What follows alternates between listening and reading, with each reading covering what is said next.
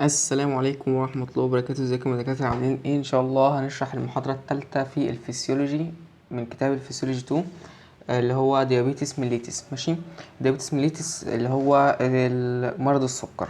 فهنا بيقول لك التعريف بقى، هنخش على طول. ماشي، احنا كلنا عارفين مرض السكر طبعا، اللي هو المرض اللي بيكون فيه زيادة للسكر في الدم. فبيقول لك هنا there are two main forms type of this disease. بيقولك ان مرض السكر فيه منه نوعين او شكلين او نوعين. ماشي، عندك تايب 1 وتايب 2.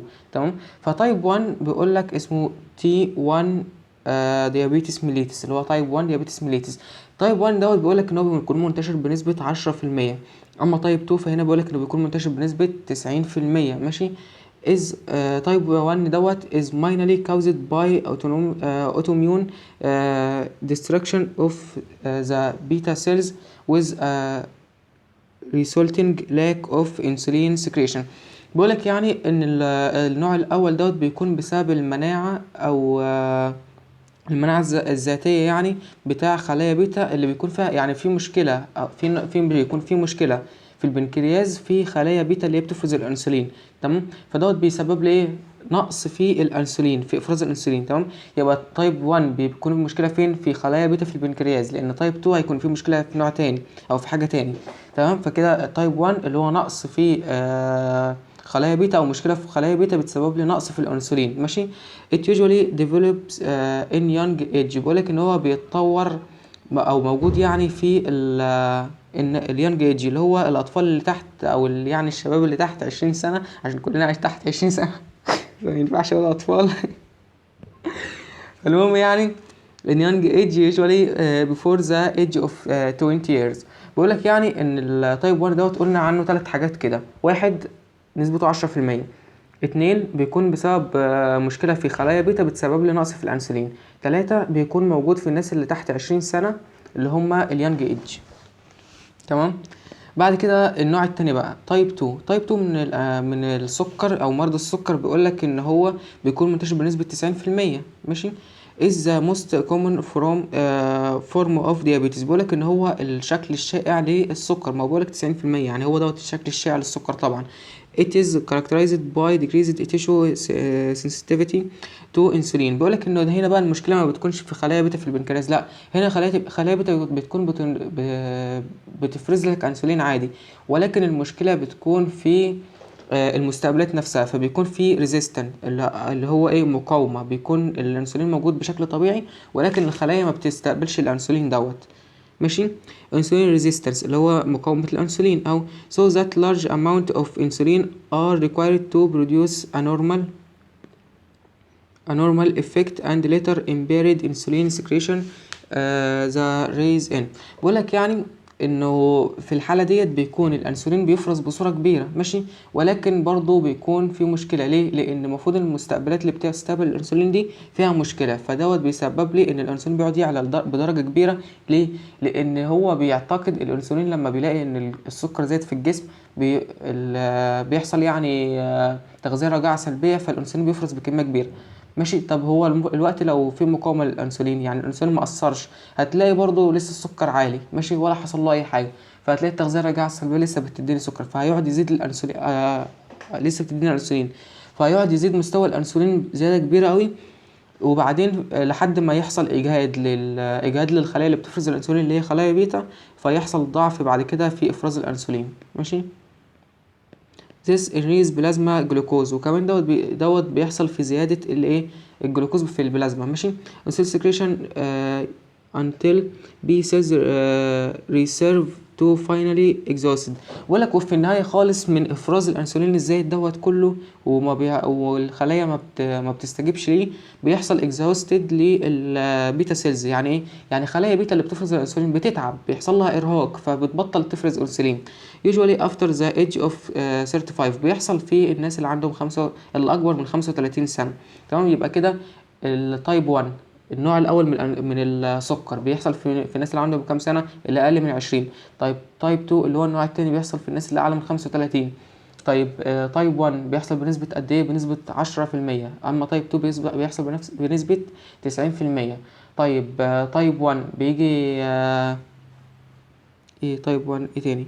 بيكون بسبب ايه؟ تايب 1 بيكون بسبب ان في خلل في البنكرياس في خلايا بيتا، تمام. اما تايب 2 بيكون بسبب المستقبلات نفسها اللي بتستقبل الانسولين، تمام. بعد كده other forms as gestational diabetes، بيقولك ان في اشكال تانية للمرض السكر دوت زي gestational diabetes. بيقولك drug includes and secondary diabetes mellitus Cushing syndrome acromegaly. بيقولك يعني ان الشكل التاني دوت اللي هو اسمه gestational diabetes دوت بيكون بسبب المخدرات، ماشي، او بعض الادوية يعني. and secondary diabetes mellitus، وكمان السكر مرض السكر الثانوي دوت بسبب ايه؟ بسبب متلازمة الاكروميجالي دوت اللي هو بيكون فيه زيادة في إنتاج هرمون النمو عند الكبار، وهرمون النمو دوت بيعمل على إن هو يزود هضم السكريات يعني، فيزود مستوى السكر جامد في الدم، تمام، علشان الطاقة طبعا. فلما يزود مستوى السكر جامد في الدم هيحصل بعد كده اسمه secondary diabetes أو السكر ثانوي. ليه؟ لأن هو حصل كنتيجة لمرض تاني، ماشي. بعد كده factors that predispose to the development of diabetes are، ايه هي العوامل اللي بتهيئ لتطور مرض السكر، ماشي. ايه هو السبب ان واحد يجيله سكر مثلا؟ فهنا بقول لك واحد الهيريدايتي اللي هو الوراثه، ممكن يكون واحد جايله السكر بسبب الوراثه، والوراثه دي بتكون في تايب 2، ماشي، اللي هو النوع الثاني. may result from genetic defect in insulin molecules. بقول لك ان هي ممكن تنتج بسبب عيب في جزيئات الانسولين، يعني البنكرياس بينتج جزيئات انسولين شكلها مش طبيعي، ما بتشتغلش بفاعليه، تمام. وممكن برضو انسولين ريسبتورز، ممكن يكون مشكله في المستقبلات بتاعه الانسولين، يبقى يا اما المشكله في الانسولين نفسه يا اما المشكله في مستقبلات الانسولين. وعندك تاني حاجه برضو من الحاجات اللي ممكن تعمل سكر لانسان هي الاوبيزيتي اللي هي السمنه، ماشي. the number of insulin receptors in the target cells throughout the body decrease, thus making the amount of insulin that is available even if excessive is less effective. بقولك يعني ان السمنه ديت بتخلي المستقبلات بتاعه الانسولين اللي موجوده في الجسم بيحصل لها يعني ديفكتيف، اللي هو بيحصل لها مشكله، يعني بتخلي المستقبلات ديت مش قادره ان هي تستقبل السكر. فبقولك هنا ايه؟ في عدد the number of insulin receptors in target، بقولك ان عدد المستقبلات في الخلايا المستهدفه في كل انحاء الجسم يعني بتقل، تمام. يبقى المستقبلات بيحصل لها ايه؟ بتقل. thus making the amount of insulin that is available، بيقولك ان دوت بيخلي الكميه بتاعه الانسولين اللي موجوده يعني even the excessive less effective، بيقولك ان هي بتكون مستوى الانسولين عالي يعني، ولكن less effective يعني ملهاش اي تأثير. بعد كده effect of insulin lack، ايه هو التأثير بتاع نقص الانسولين؟ نقص الانسولين بيسبب ايه؟ اكيد نقص الانسولين هيسبب زياده، ما هو الانسولين هو اللي بيقلل السكر في الدم، فنقصه اكيد هيخلي السكر يزيد. بيقول لك نقص السكر في الدم او نقص الانسولين في الدم بيعمل لك utilization of glucose by the body cells and so hyperglycemia. فنقص السكر في الدم دوت هيخلي لك ان هيأثر لك على استخدام الجلوكوز في الخلايا بتاعة الجسم، وفي الآخر هيسبب لك هايبرجلايسيميا اللي هو مرض زيادة السكر في الدم. بعد كده mobilization of fats from adipose tissue، اللي هو ايه؟ عملية تحريك الدهون من الخلايا من الأنسجة الدهنية، ماشي. هيعمل عملية ايه؟ تحليل دهون. على فكرة هو هيأثر على عملية تحليل الدهون، لأن هو المفروض بيمنع تحليل الدهون، فهنا هيعمل ايه؟ هيعمل تحليل دهون. ودوت هيسبب ايه؟ لما تلاقي دهون كتيرة بتتحلل عندك في الجسم، يبقى الدهون دي هتروح فين؟ هتمشي في مجرى الدم، فلما تمشي في مجرى الدم هتترسب على جدر الشرايين وهتقفلها. فهنا بيقول لك ايه؟ deposition of cholesterol in arterial walls and atherosclerosis. فايه يعني قصده؟ يعني ان هو بيرسب الكوليسترول ده نوع من الكوليسترول ده اللي موجود في جسمنا، يعني بيكون بسبب الدهون، ماشي. بقول لك ان هو بيرسبه على جدران الشرايين. طب لما يترسب على جدران الشرايين اللي بيمشي فيها دم اكيد هتتسد ومش هيمشي فيها دم، هيسبب تصلب شرايين. ماشي. بعد كده depletion of proteins in the tissues of the body. بقول لك استنفاذ البروتين من أنسجة الخلايا. طب ليه ممكن الأنسولين نقصه أو يعني عدم قدرته على الفعالية يعني ينقص مستوى البروتين في الجسم؟ ما هو هينقص مستوى البروتين علشان المفروض ان انا هستخدم البروتين بقى كمصدر للطاقة. ما هو عشان في مشكلة، الأنسولين هو اللي بيصنع لي الطاقة تقريبا من الجلوكوز. ماشي. طب انا دلوقتي مش هقدر استخدم الجلوكوز واصنع منه طاقه، فاروح بقى للدهون واروح للبروتين. ماشي. وطبعا دوت هيعلي مستوى اليوريا، وفي الاخر ممكن يعمل اسيدوزيس ومشاكل تانية كتير غير الدايابيتس يعني. بعد كده سايمبتومز. ايه هي الاعراض بقى؟ الاعراض اللي ممكن اشوفها على شخص فاقول ان هو عنده سكر. بيقول لك هنا effective of hyperglycemia. ايه هي تاثيرات الهايبرجلايسيميا؟ الهايبرجلايسيميا اللي هو زياده السكر في الدم. واحد جلوكوزوريا، بسبب جلوكوزوريا. جلوكوزوريا يعني ايه؟ يعني خروج السكر او الجلوكوز في الدم في البول. فهنا بيقول لك because the renal threshold for glucose reabsorption is exceeded 180. بقول لك يعني انه خروج الجلوكوز في الدم في البول يعني دي حاجه مش طبيعيه، ولكن هي بتحصل لما بيزيد مستوى السكر او سعه امتلاء الانسجه اللي المفروض تحمل السكر ديت او المسؤوله عن امتصاص السكر، بتزيد جامد لدرجه ان هو بيزيد عن 180. مش لما السكر بيزيد عن 180 يعني احنا عارفين ان السكر الطبيعي المفروض ما بيزيدش عن 180، المفروض من 80 ل 100 في الصيام. بعد كده ممكن قلنا اول حاجه هيسبب خروج السكر في البول. تاني حاجه بوليوريا اللي هو تعدد التبول. ليه هيعمل تعدد التبول؟ بيقول لك due to amonistic deragging of water causes dehydration. يعني ايه؟ يعني بيقول لك ان هو زياده السكر في البول. ما احنا قلنا بقى السكر هيروح في البول، فانا لما ازود السكر في المثانه او في النفرونات بتاعه الكليه هتلاقي السكر دوت محتاج ايه؟ محتاج يحصل له عمليه تخفيف، فهتلاقي بيمتص الميه اللي موجوده في الاوعيه الدمويه او الموجوده في النفرونات بتاعه الكليه عشان يقلل مستوى، عشان يقلل الايه؟ الاسموزيه، عشان يقلل الاسموزيه بتاعه السكر. تمام. كانك جبت ايه؟ كانك جبت منديل وحطيته في كوبايه ميه، هتلاقي المنديل شرب الميه. ماشي. هو بالظبط كده السكر لو جبت شويه سكر وحطيتهم في الكوبايه برضه هتلاقي برضه السكر شرب الميه، فهتلاقي مستوى السكر لما بيزيد في الدم بتلاقيه بيعمل ايه؟ بيسحب الميه من الجسم ويوديها فين؟ ويوديها على البول. ماشي. فيحصل عمليه تعدد تبول علشان زياده الميه اللي في البول يعني، وفي نفس الوقت هيحصل عمليه جفاف لان انت بتخرج الميه اللي في الجسم فيحصل له جفاف. بعد كده بوليديبسيا. البوليديبسيا اللي هو تعدد العطش. فانا قلت لك ان هو مريض السكر بيكون عنده جفاف، فهيحصل ايه عشان يعوض الجفاف دوت؟ هيفضل يشرب كتير. يقول لك دايدريشن كاوزنج سيرست اللي هو يعني عمليه الجفاف بتسبب العطش.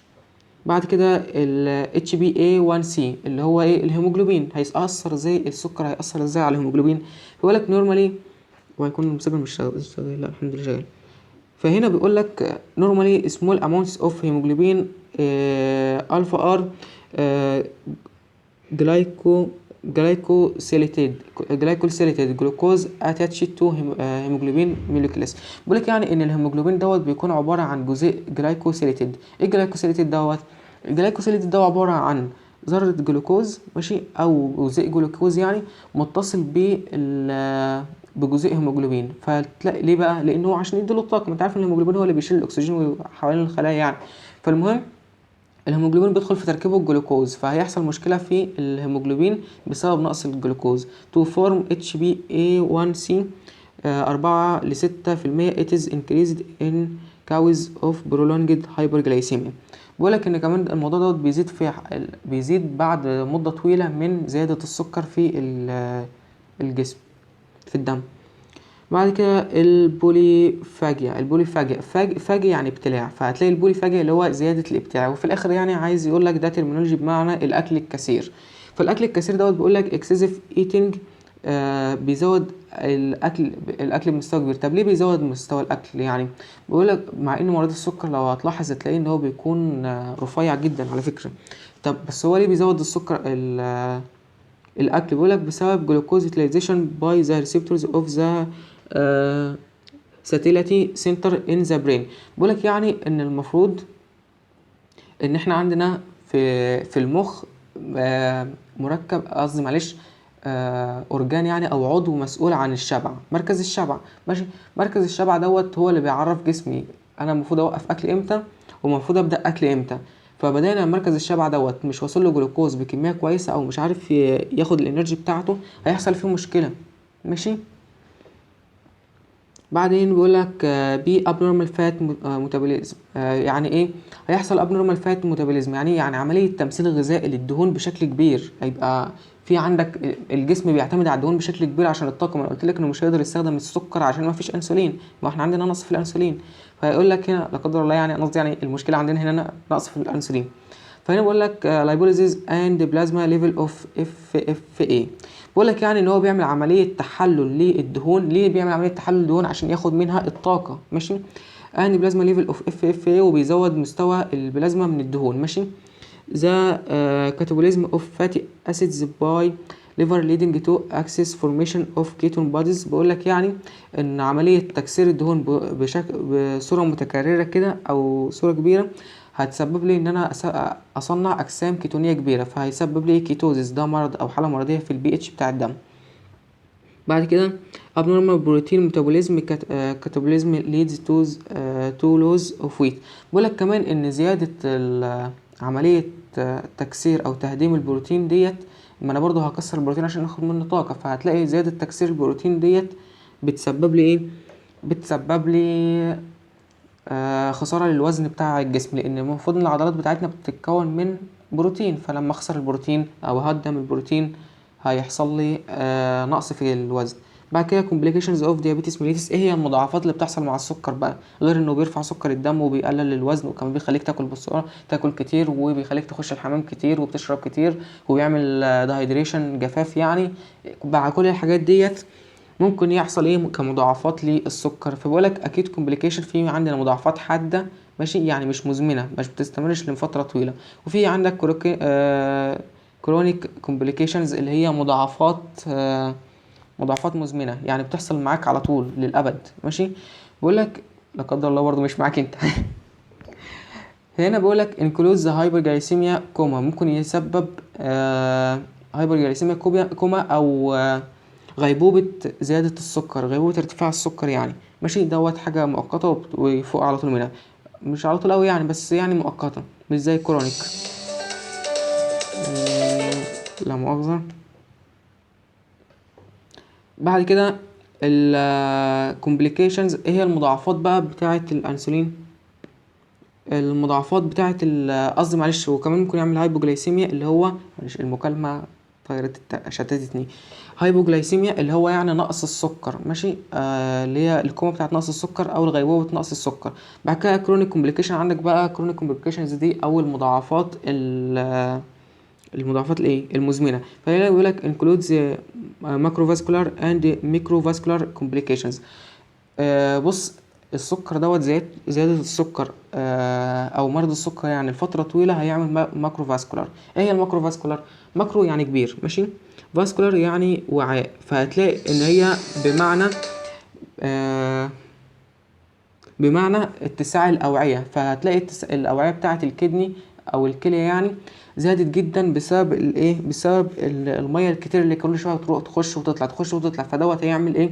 اتساع للأوعية. أو ممكن يكون عامل كمان ميكروفاسكولار كومبليكيشنز، ممكن يعمل تقلص للأوعية، يعني الماكرو والمايكرو. بعد كده كرونيك هاي جلوكوز كونسنتريشن كاوز تيشو انجري. بيقولك ان الجلوكوز زيادة تركيز الجلوكوز لفترة طويلة في الخلايا في الأنسجة ممكن يسبب لها تدمير أو أذى يعني.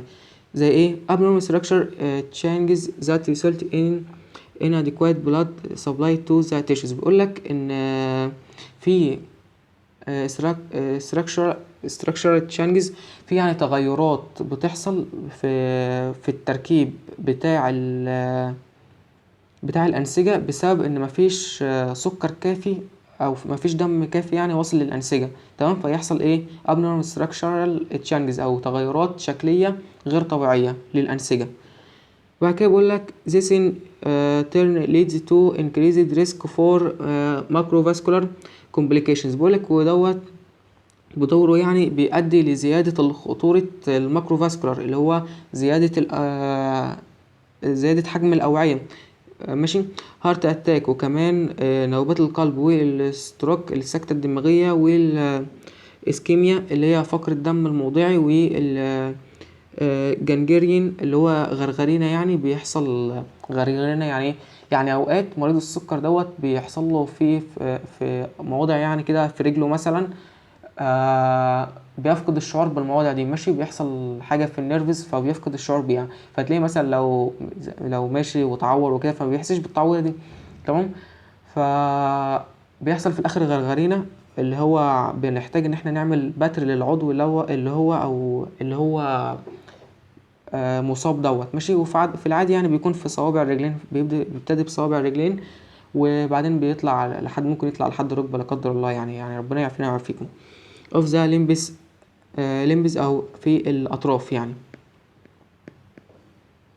and macrovascular complications، المضاعفات بتاع مicrovascular complication او مضاعفات تضييق الأوعية. فبيقولك انت ستاج كدني ديسيز، نفروباثي، ريتينوباثي، بليندز اند نيروباثي. بيقولك يعني في الآخر في نهاية المطاف، يعني في نهاية السكر دوت بقى، وايه اللي هو خلاص الانسان دوت خلاص عنده سكر من زمان، فبقولك ان هو بيعمل عملية تضييق للأوعية، ودوت بيؤدي لاعتلال الكلية، ماشي، وكمان اعتلال الشبكية، وكمان العمى، مش ما هو الشبكية هتعتل، وكمان امراض عصبية كتير. بعد كده diagnosis of diabetes mellitus، التشخيص بقى، اشخص ازاي مرض السكر دوت. بيقولك in person with diabetes، في الشخص اللي عنده مرض السكر the fasting blood glucose concentration is almost always above 126. بيقولك ان الشخص يعني ان اللي عنده سكر عنده جلوكوز في الدم اثناء الصيام بيكون 126، ماشي. طيب اثناء طب بعد الاكل بساعتين بيكون فوق 200، ماشي. طيب عينة عشوائية او تراكمي يعني بيكون 6 معلش تراكمي 6.4 من 10، تمام. بعد كده الهايبوجلايسيميا. الهايبوجلايسيميا او نقص السكر في الدم دي بيقولك جلوكوز is the only fuel used by the brain. بيقولك ان هو الجلوكوز الوقود الوحيد اللي بيستخدم للدماغ، يعني الدماغ بتستخدم الجلوكوز دوت كوقود او طاقة. insulin is not required for glucose utilization by brain. بيقولك كمان ان احنا علشان من نعمة ربنا علينا ان المخ ما بيحتاجش الانسولين علشان يستخدم السكر عشان ينتج منه طاقه، مع ان بقيه الخلايا عندنا في جسمنا بتحتاج الانسولين عشان تصنع طاقه من السكر، ولكن المخ الوحيد هو اللي ما بيحتاجش الانسولين عشان يصنع طاقه. ليه؟ لان المفروض لو حصل كده يبقى اي نقص في الانسولين هيحصل استروك مثلا، هيحصل سكته دماغيه، ماشي. فالحمد لله يعني. بعد كده كاوزز الاسباب، ايه الاسباب بتاعه نقص السكر في الجسم؟ بيقولك hypoglycemia may occur in diabetes as a result of overdose of insulin. بيقولك يعني ان مستوى السكر في الدم ممكن يقل جامد، يعني لو زودنا جرعة الانسولين، ماشي. يعني لو واحد عنده ديابيتس، عنده سكر يعني، ومفروض ياخد جرعة مثلا ايا كان كام ملي، ماشي، فهو زود عن الكام ملي دوت، فدوت هينقص له السكر جامد في الجسم، ماشي، فده ممكن يعمل له هايبوجلايسيميا كوما، ماشي. بعد كده النون ديابيتس، في الشخص اللي ما عندوش سكر بقى هايبوجلايسيميا may result from an insulin secreting tumor of بنكرياس. بقولك يعني انه في الشخص اللي ما بياخدش انسولين، افرض واحد ما بياخدش جرعه انسولين يعني وما زودش الجرعه، بس ممكن يحصل له نقص في السكر برضه. دوت ممكن عن طريق ايه؟ ممكن عن طريق الانسولينيميا. الانسولينيميا دي بتكون بسبب تورم يعني في البنكرياس، ماشي. بعد كده الاعراض، ايه هي الاعراض بقى بتاعت الشخص اللي عنده نقص السكر دوت؟ بيقول لك بلازما جلوكوز بتكون اقل من 70، يعني الجلوكوز او السكر في البلازما بيكون اقل من 70، ماشي، مع انه في الطبيعي المفروض ما يقلش عن 80. بعد كده البالبيشن بيحصل خفقان في القلب، يعني قلبه كده اللي هو ايه بينبض طبيعي وفجأة مؤقتة يعني بتلاقي القلب زود خفقات القلب شوية، ماشي. ودوت عشان يفلتر الدم بصورة أكبر اللي سكره قليل، ماشي.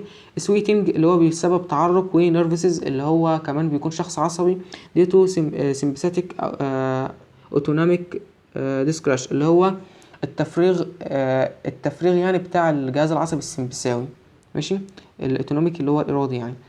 بعد كده جلوكوز، معلش ارادي عاطفي، ارادي لا ارادي معلش. بعد كده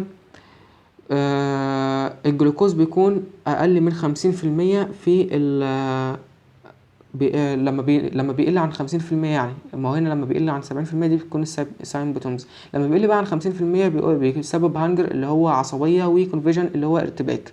طيب افرض اللي هو قالت لور بلازما جلوكوز ليفلز، لو مستوى اقل من كده بكتير بقى، بيقولك بسبب كوما اللي هو غيبوبة، وكونفليشن اللي هو تشنجات، واند ايفنتوالي ديس اوكر، وكمان في الاخر بيحصل عملية ديس اللي هو موت. ماشي كده ان شاء الله، الحمد لله خلصنا المحاضرة ديت، واتمنى يعني تكونوا استفدتوا، ويا ريت لو حد بيوصل فعلا للجزء ده من الشرح فانا بشجعه جدا والله، ومقدر ان هو شخص مجتهد جدا، ويا ريت يسيب لي لايك واشتراك بجد. بص، هو الاشتراك واللايك يعني مش بيفيدوني في اي حاجة والله، مش بيفيدوني في ماديا حتى، ولكن بيفرحوني، اجبروا بخاطري، جبر بخاطركم. سلام عليكم.